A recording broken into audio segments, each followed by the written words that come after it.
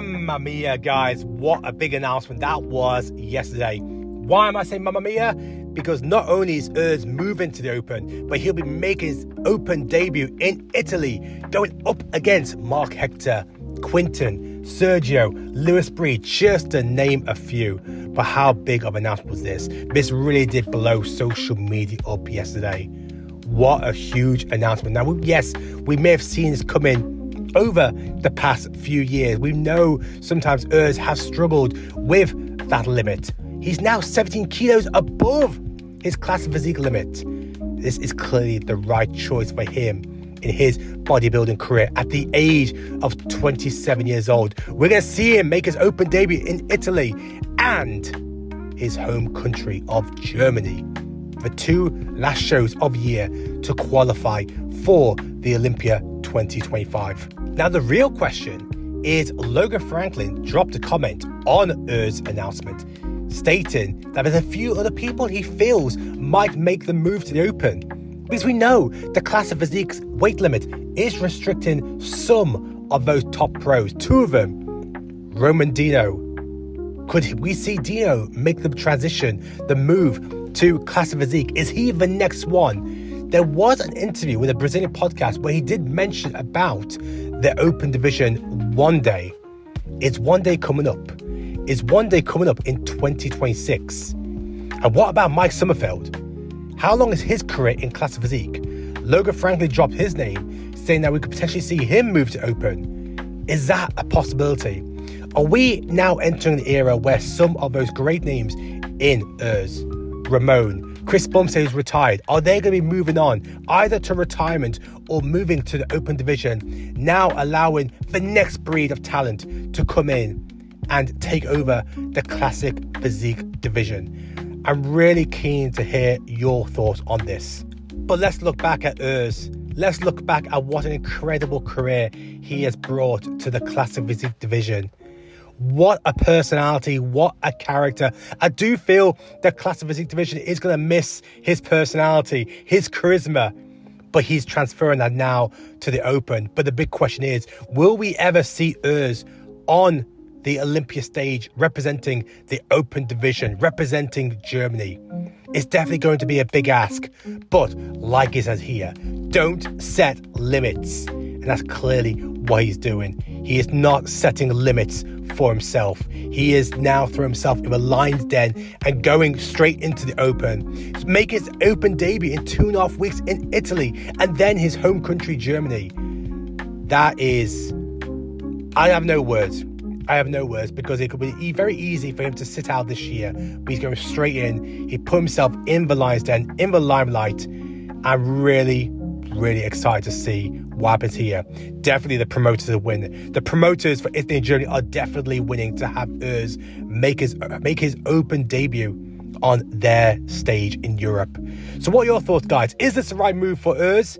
And if so, how far can Urs go in the Open division? Really keen to hear your thoughts. Time for delusional Yemi to come out again. I think I can land in the top 5. I don't think many guys have my structure, my balance, my shape.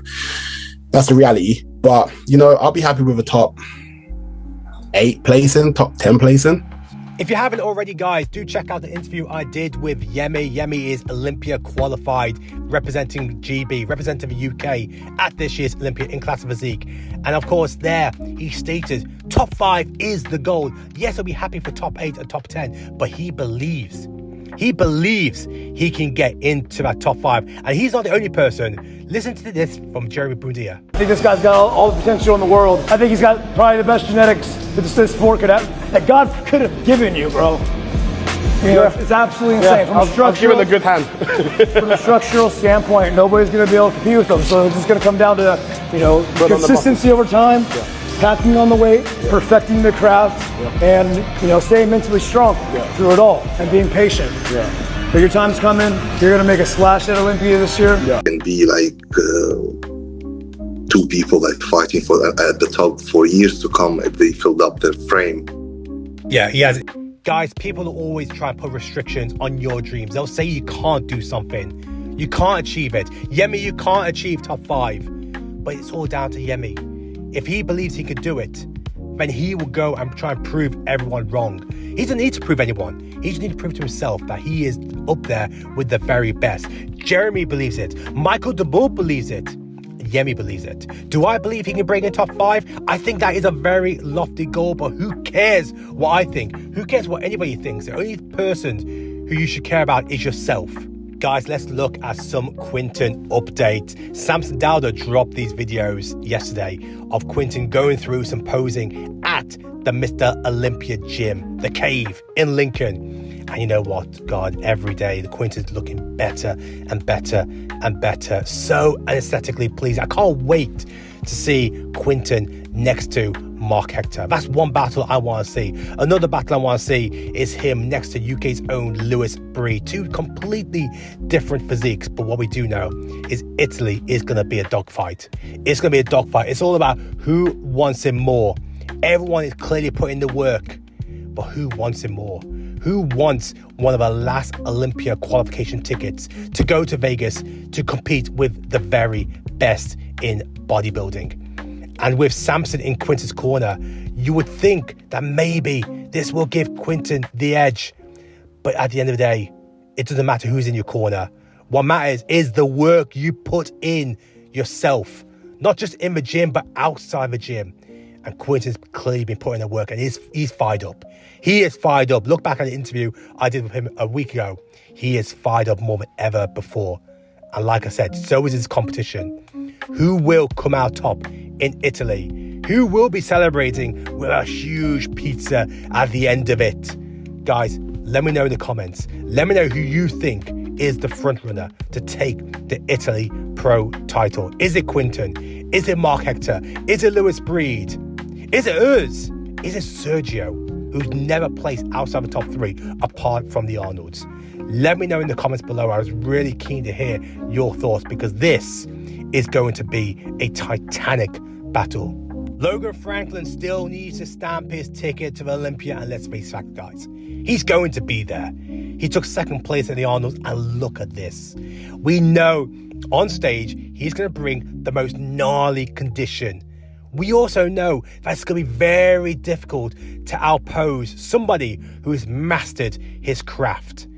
Logan Franklin, can he be Mike Sommerfeld's biggest challenge at the Olympia? Is he the biggest challenger for that Olympia title, the vacant title that Chris Bumstead has vacated after becoming a 6-time Olympia champion? What are your thoughts below, guys? Drop me a comment. Guys, wellness is spicing up for Sin City Showdown. Tiffany versus Ray.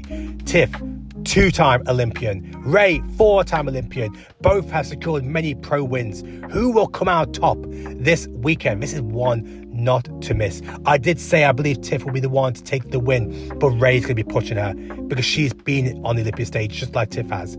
Who have you got, guys? Who have you got to take that Olympia ticket? Guys, if you're watching this video, then please do drop a like and please do drop a comment. It really goes a long way. I really want to try to do more and more stuff like this, especially with the interviews that we've got lined up leading up to Olympia. So your support really does go a long way, and I thank you to the bottom of my heart.